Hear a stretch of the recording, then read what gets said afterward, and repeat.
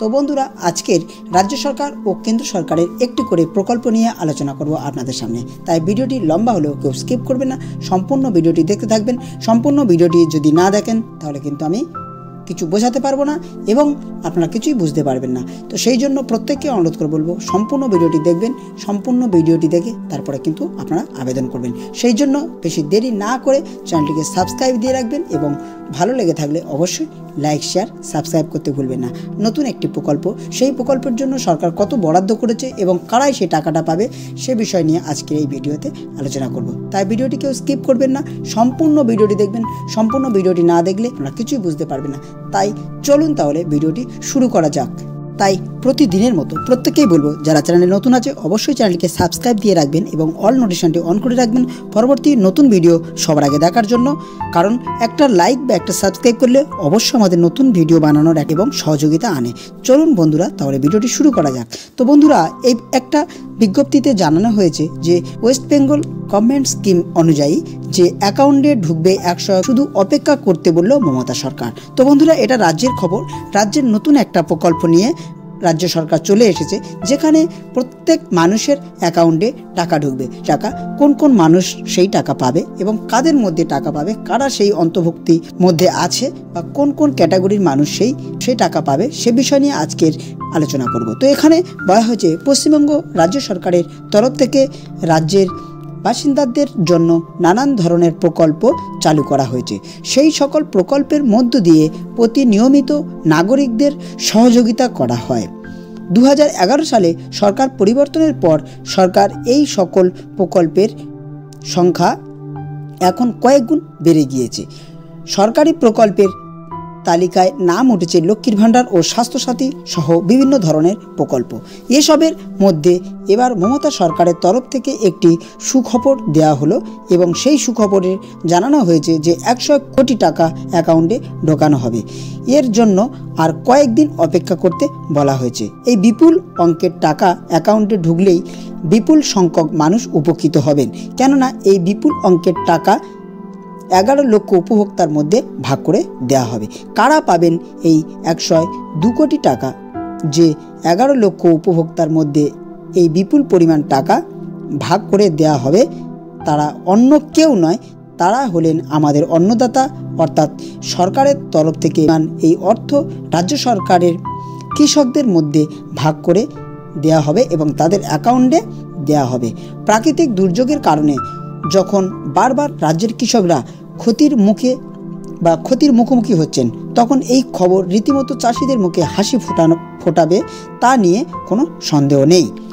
সরকারের তরফ থেকে কেন এই টাকা দেওয়া হবে ও সরকারি তরফ থেকে এই বিপুল পরিমাণ টাকা দেওয়া হবে মূলত বাংলা শস্য বীমা প্রকল্পের আওতায় যারা আছেন কিংবা বাংলা শস্য বীমা প্রকল্পের আওতায় যারা নাম লিখিয়েছেন তারাই কিন্তু 120 কোটি টাকা পাওয়ার যোগ্য। অর্থাৎ যারা 11 লক্ষ কৃষকের মধ্যে 102 কোটি টাকা কিন্তু ভাগ করে দেওয়া হবে। গত বছর খারিফ শস্যের মরশুমে রাজ্যের যে সকল কৃষকরা প্রাকৃতিক দুর্যোগের মুখোমুখি হয়ে চাষবাসের ক্ষতির সম্মুখীন হয়েছিলেন, তারা বাংলা শস্য বীমা প্রকল্পের আওতায় এই বিপুল পরিমাণ ক্ষতিপূরণ চাষিদের নির্দ্বিধায় চাষ করার ক্ষেত্রে উদ্বুদ্ধ করবে।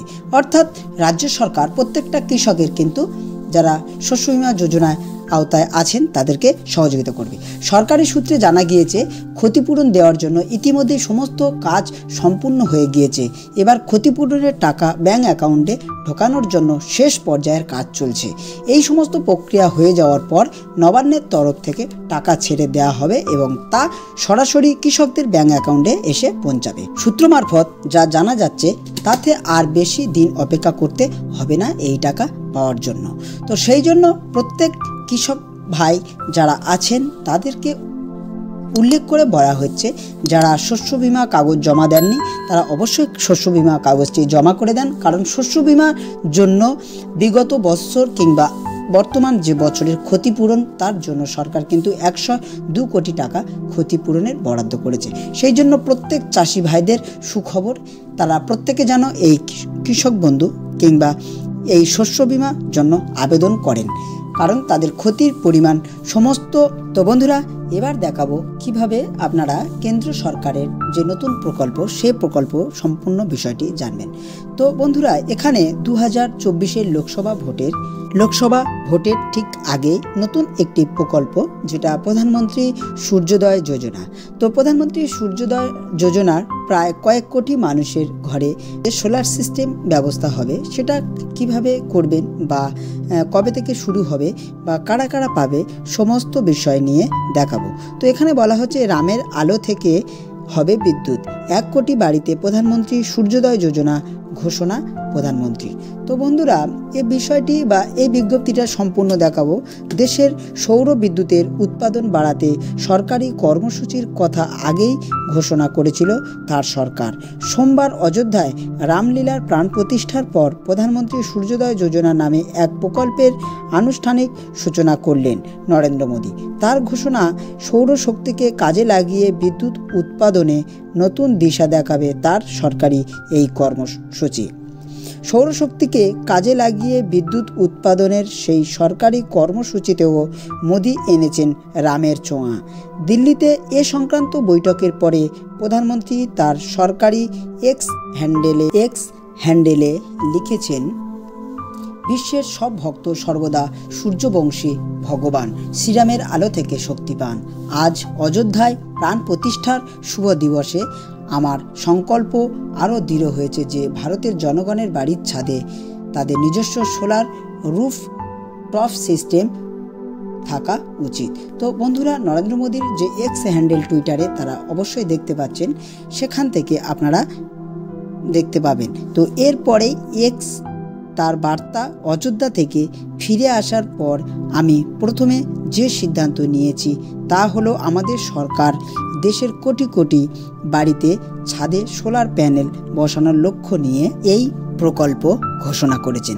তো বন্ধুরা, যদি ভিডিওটি ভালো লেগে থাকে অবশ্যই লাইক করবেন আর আপনাদের মূল্যবান মতামত অবশ্যই কমেন্ট সেকশনে জানাবেন। ভালো থাকবেন, সুস্থ থাকবেন এবং ডিএস বাংলার সঙ্গে সদা সর্বদা জুড়ে থাকার জন্য আপনাদের অসংখ্য অসংখ্য ধন্যবাদ।